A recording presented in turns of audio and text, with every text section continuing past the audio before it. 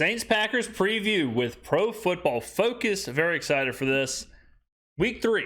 Saints are 2-0. Packers lose an interesting game to the Falcons last week on the road at Lambeau Field. Real quick, this game is important for the Saints, obviously, but it's more important that they get things sorted out. I want to see Derek Carr doing his thing. I want to see this offense in motion. I understand the offense isn't at full strength and won't be at full strength as long as Alvin Kamara is not there. Understandable.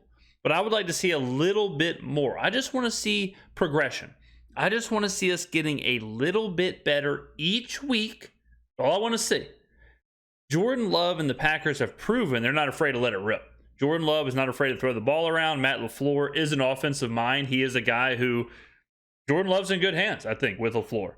So the Saints are going to have a challenge as far as this is an offense that can do things. They just played Carolina, who basically were not playing on offense. They might as well have just kneeled it 3 times, punted it every time on offense. They were completely inept. They couldn't move the ball. Bryce Young was terrible. The Saints are now facing a team that's not going to do that. They're facing a team with a talented roster. They're facing a team that's going to try and push the ball. So this is kind of more of an offense v. offense situation. 2 really good defenses. The Packers have a good defense. Saints have a good defense. I want to see Derek Carr be who we went and got. I want to see Derek Carr kind of grab this game, take control of this game. He has to win these kind of games where it's everything across the board is pretty much equal. And it's going to come down to, is Derek Carr going to be better than Jordan Love? Wasn't expecting that. Jesus, was that Eddie Van Halen? My eardrums almost just blew out. I wasn't expecting the Pro Football Focus guitar riff. Is Chris Collinsworth? I mean, is that what he's paying for at PFF to do this kind of stuff, to get Carlos Santana doing the opening riff? Man, my eyes are watering from that solo. God bless. Jesus. Oh my God. But at 1 o'clock, the New Orleans Saints at the Green Bay Packers, another one of the better games of the week.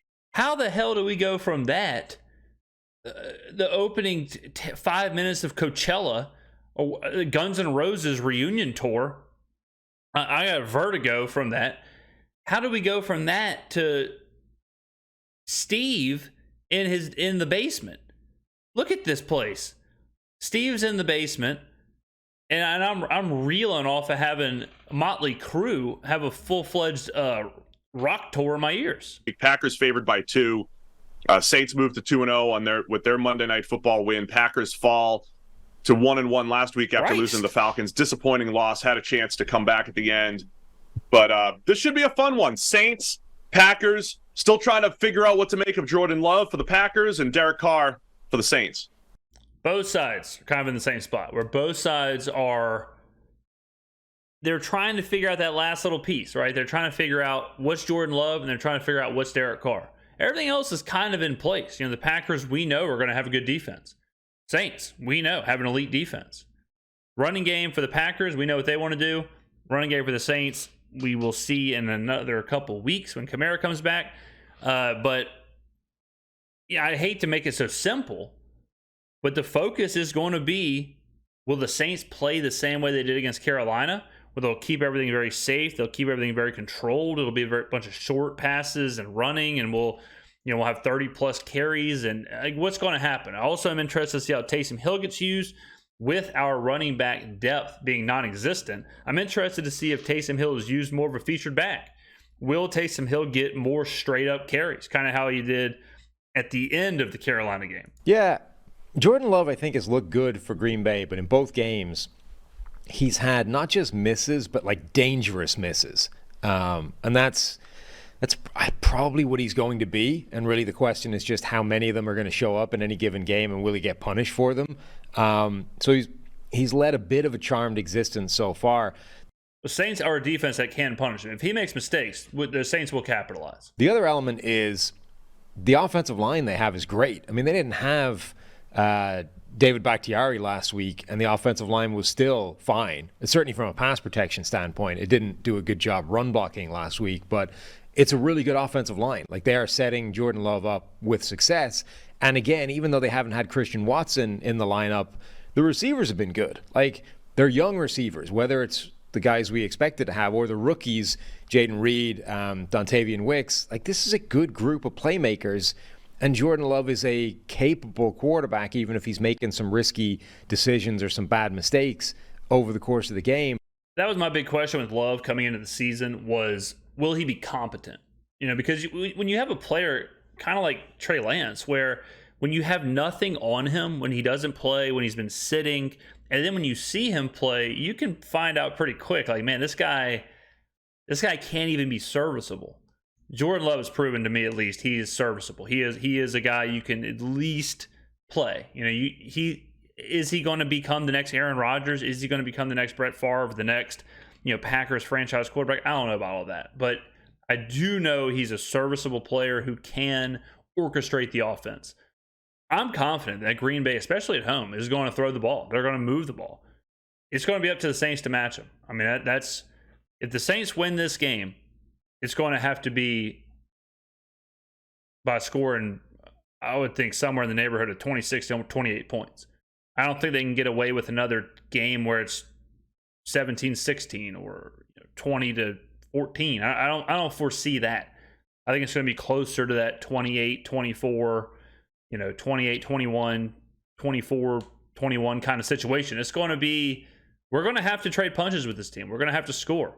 And we're not going to get it handed to us like we did against Carolina. So this is the most imperative time right now in this young season for the coaches, for the Saints coaches, that staff, to come up with a game plan and to grab a hold of this game and proactively win this game.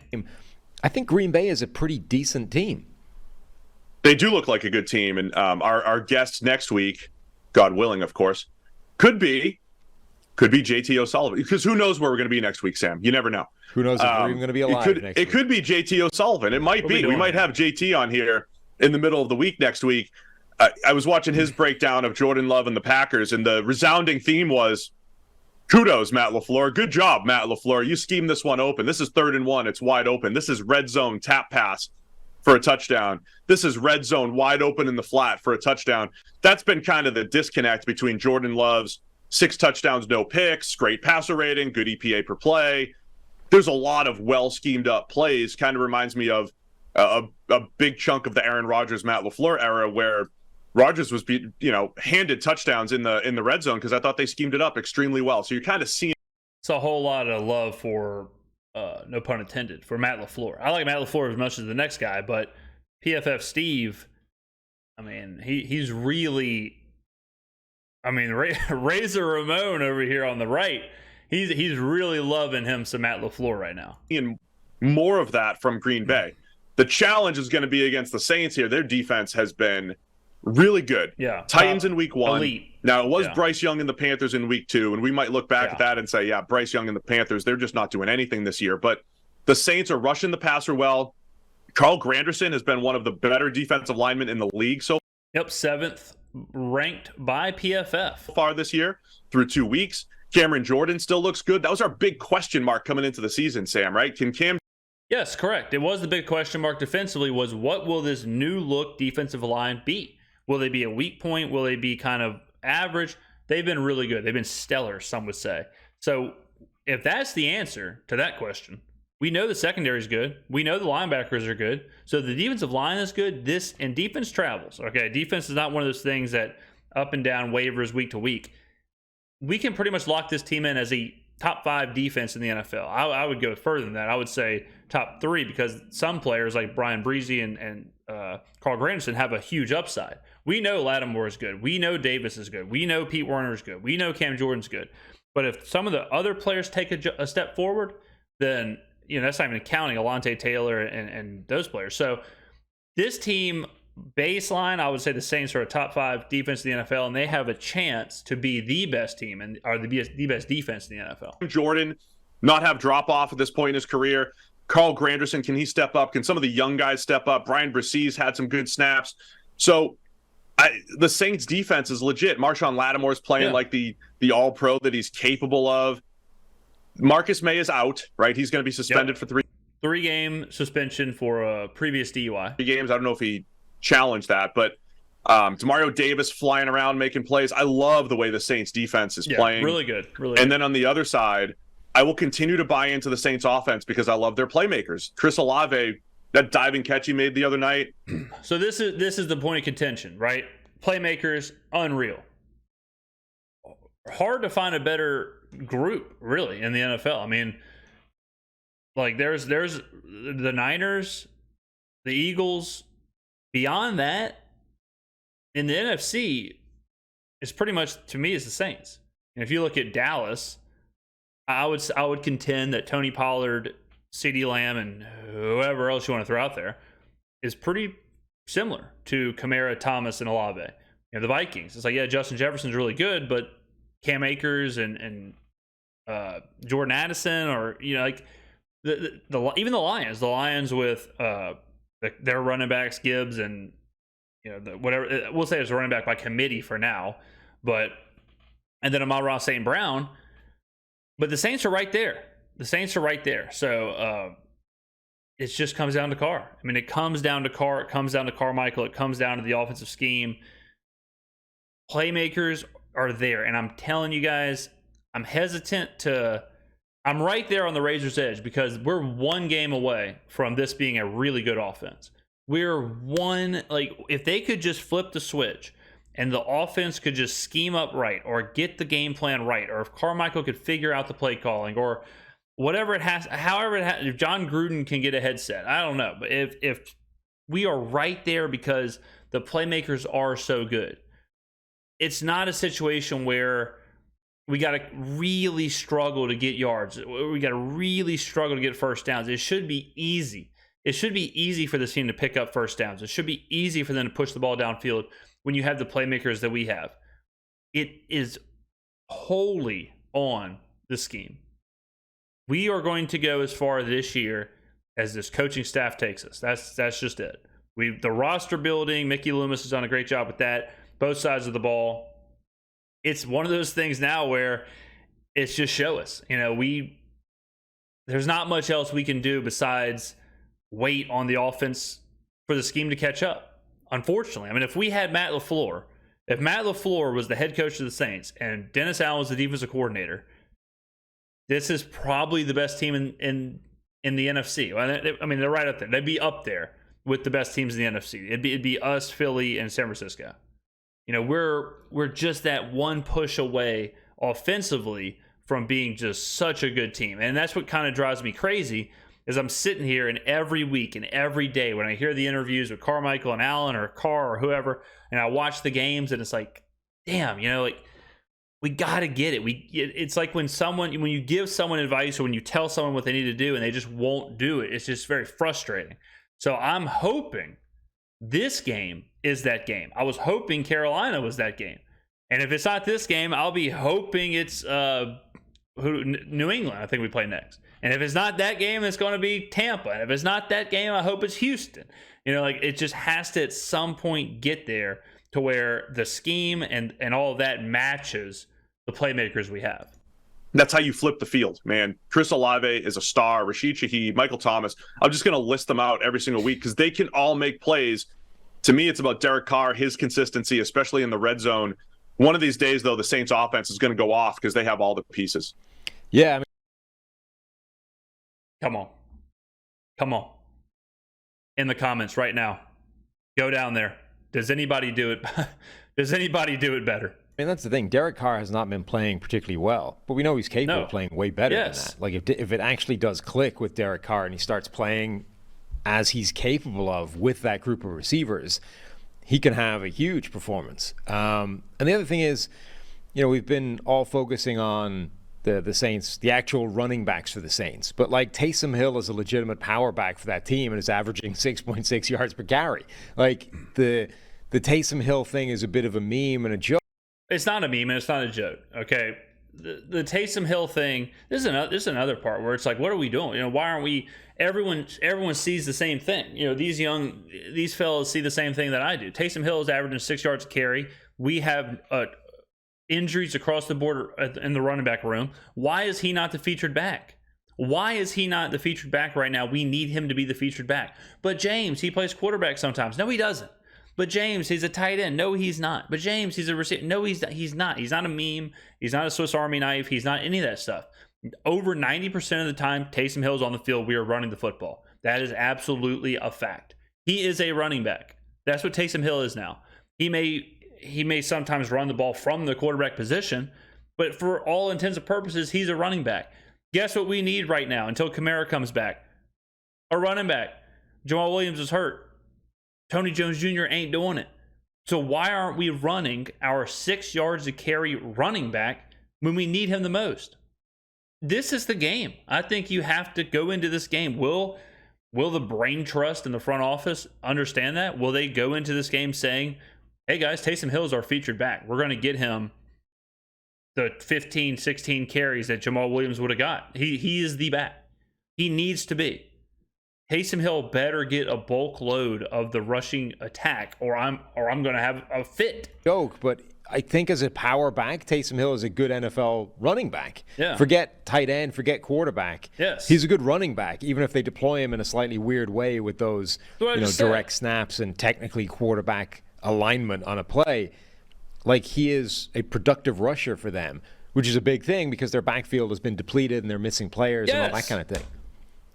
I'm on a different level. Think it's noteworthy, man, because like I think I said a couple of weeks ago, Derek Carr in the red zone has not been good. I said it earlier today too.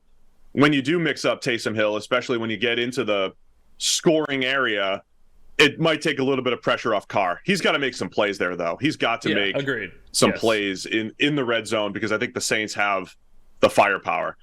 Green Bay's defensive line, fun matchup against the Saints offensive line, who they've struggled a bit. That's part. They've been bad. They've been real bad. By far their worst. It's been downright bad. Everything else is like kind of in flux, but the offensive line's been terrible. Part of maybe what them leaving a little bit of meat on the bone offensively in New Orleans. So, again, I love the matchup. I think it's two good, solid teams. Always comes down to quarterback play, and I'm not sure what to make of Derek Carr and Jordan Love just yet. They've both been fine. So I think it'll be a good back and forth matchup here. Green Bay by 2. Agreed. As far as the line goes, probably right. I think they're pretty much even teams right now. Green Bay gets 2 points for home field, fine. So I think it's right there. I would say this is a pretty dead on it if I'm talking about the number. In Lambeau, where are you going with this one? Yeah, the Packers defense already has 6 different players with at least 5 pressures through 2 weeks. That is a potentially imposing unit. It's becoming the team. It's becoming the defense we thought it was going to be last year, effectively, like potentially capable of terrorizing opposing offenses, and it didn't do it a year ago. Maybe this is the year it's going to do it.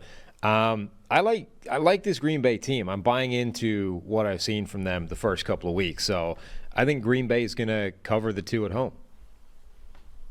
All right, I'll take the Saints, man. I'm really feeling good about the Saints, the way they're playing defense. And there's a breakout week. I'm going to predict their breakout week like I predict Jameis Winston breakout seasons. Oof. I believe. I think that's this. If they go, I'll tell you this: if they go out there to Green Bay and they have their breakout week on the road against this Green Bay defense, I will be hot to trot on the Saints. If this is the breakout week, y'all will hear me Sunday night when we release the review or the recap video. I will be dancing up and down Canal Street. This is the week the Saints offense breaks out, even though it's a pretty good Packers defense there. Yeah. Ladies and gentlemen, let me know what you think. I think I'll pick the Saints in this one. I think it's going to be tight. Like I said, I think I'll say 27-24 Saints. But the key to the game, I'm telling y'all right now, what to watch for, key to the game, however you want to phrase it, is going to be this offense. You'll know pretty quick. If the first couple of drives, if it's 10-0 at halftime, Packers are winning, then we haven't learned anything. And we're in the same situation we were in last year. But if Carr's out there letting it rip and the offense looks good and Taysom's running the ball and all that, then okay, we're making changes. We're doing what we got to do. This is on, Pete Carmichael. It's on Pete Carmichael. It's on Derek Carr. Formulate the game plan. short week. We played on Monday night. Got to travel. It's not always easy, so let's see what they can do. I'm nervous about this game because it can go so many ways. It can go, we either realize our offensive potential or we can be stuck in quicksand like we were Monday night. So I'll predict the Saints get a tight win. I lean with Razor Ramon up there. I think the Saints do start to figure it out. They do start to get their offensive stuff together. That's my prediction. Go down below, ladies and gentlemen. What is your prediction? Give me the score. Give me your thoughts. What's the keys to the game? All that fun stuff. No one does it like we do it here on this channel. Thank you for the support. I will see you on the next video.